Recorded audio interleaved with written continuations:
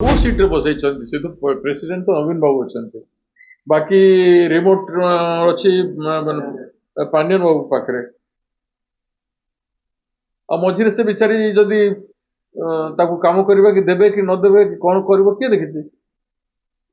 ଆଉ ଯଦି ସେ କରିପାରିବେ ମୁଁ ତ ଖୁସି ହେବି।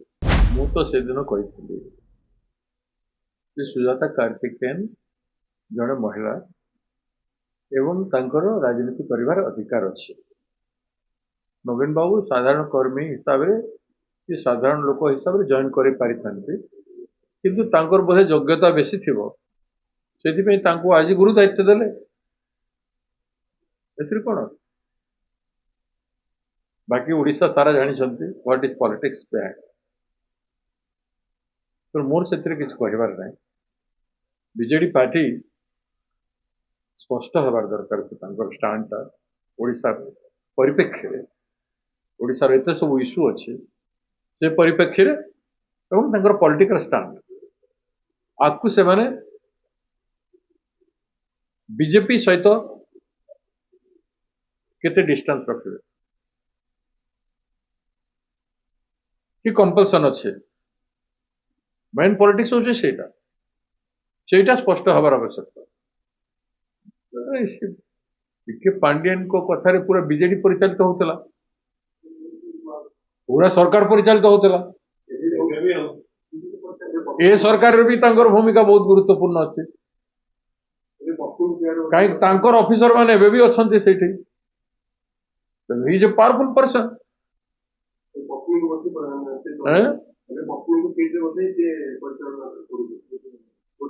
କୋଉ ସିଟ୍ରେ ବସେଇଛନ୍ତି? ସେ ତ ପ୍ରେସିଡେଣ୍ଟ ତ ନବୀନ ବାବୁ ଅଛନ୍ତି।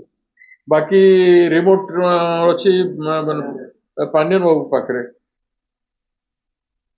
ଆଉ ମଝିରେ ସେ ବିଚାରି ଯଦି ତାକୁ କାମ କରିବା କି ଦେବେ କି ନ ଦେବେ କି କଣ କରିବ କିଏ ଦେଖିଛି? ଆଉ ଯଦି ସେ କରିପାରିବେ ମୁଁ ତ ଖୁସି ହେବି।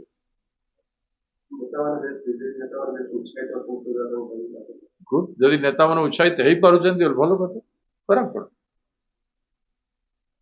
ଜଣେ ଲେଡି ନେତୃତ୍ୱ ଆସୁଛନ୍ତି, କାମ କରୁଛନ୍ତି, ସେଥିରେ ଯଦି ନେତାମାନେ ଉତ୍ସାହିତ ଅଛନ୍ତି ତାଙ୍କ ପାଇଁ ବେଶ ଠିକ, ପଲିଟିକ୍ସ ସୁଧରିବ।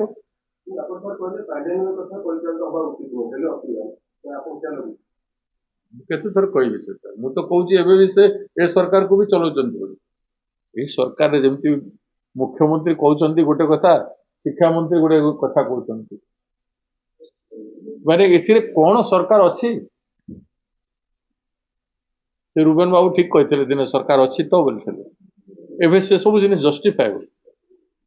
ସରକାର ଥିଲେ ଏମିତି ହୁଅନ୍ତା। ବଳଙ୍ଗା କଥା ଆପଣମାନେ କେମିତି ଭୁଲିଗଲେ? ବଳଙ୍ଗାରେ ଝିଅ ଭିକ୍ଟିମ ନିଜେ କହିଥିଲା ମତେ ଜଳେଇ ଦିଆଗଲା, ତାପରେ ତାକୁ ନେଲେ କି ତା ଡେଡ ବଡିକୁ ନେଇକି ଗଲେ ଏମ୍ସକୁ, ଦିଲ୍ଲୀକୁ, ଏବଂ ସେ ସେଥିରେ ଷ୍ଟେଟମେଣ୍ଟ ଦେଇଛି ବୋଲି କହିଲେ। ସେ ଅପରାଧୀ ମାନେ କାହିଁ ଗଲେ ଭାଇ? ଯାହାପରେ ଝିଅ ଉପରେ କହି ଦିଆଗଲା ସିଏ ନିଜକୁ ନିଜେ ଜଳେଇଲା ବୋଲି। ଏଇଟା ତ ଆମ ରାଜ୍ୟର କାନୁନ। ମୁଁ ଭୁଲି ନାହିଁ ବଳଙ୍ଗା, ଛାଡ଼ିବି ନାହିଁ। ବଳଙ୍ଗା ପୁଣି ଥରେ ଜନ୍ମ ନେବ। ଯେତେ କେସରେ ଏମିତି ହେଇଛି, ଫାଇଲ ଦବା ହେଇଛି, ସେ ସବୁ କେସ୍ ବାହାରିବ।